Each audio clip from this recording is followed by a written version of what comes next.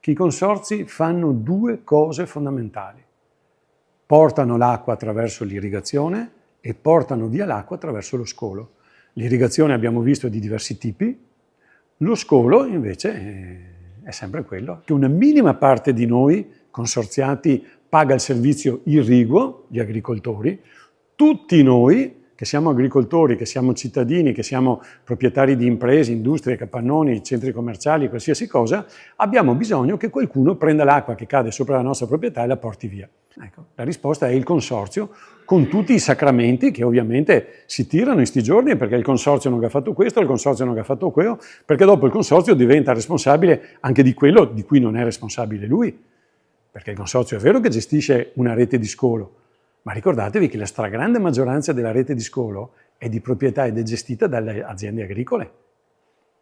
E un'altra parte importantissima della rete di scolo è gestita dai comuni attraverso le società partecipate dai comuni, perché viene scolata attraverso i sistemi fognari.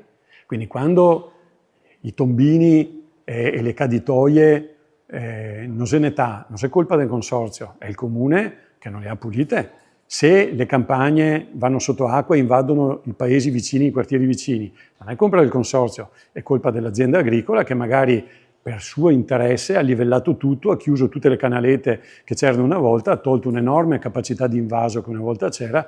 Quindi è molto complicato inquadrare bene anche questo aspetto, però ricordiamoci che c'è questa funzione di scolo che in alcuni casi anche questa è fortemente strutturata perché prevede l'uso di impianti idrovori che mangiano acqua, il nome no? L'idrovora che pompa fuori l'acqua, sistemi irrigui che pompano l'acqua, sistemi di scolo che la pompano via.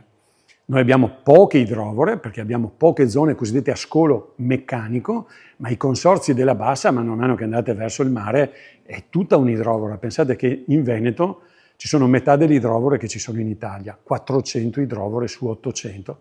Siamo la zona d'Europa più a controllo con scolo meccanico dopo l'Olanda. Quindi l'Olanda sanno tutti come è fatto. Ecco, dopo l'Olanda c'è il Veneto.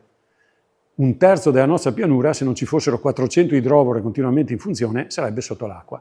Anche questo non lo percepiamo mai girando per il territorio. Ci sembra tutto in ordine, eppure dietro c'è una manina invisibile che lo tiene in ordine.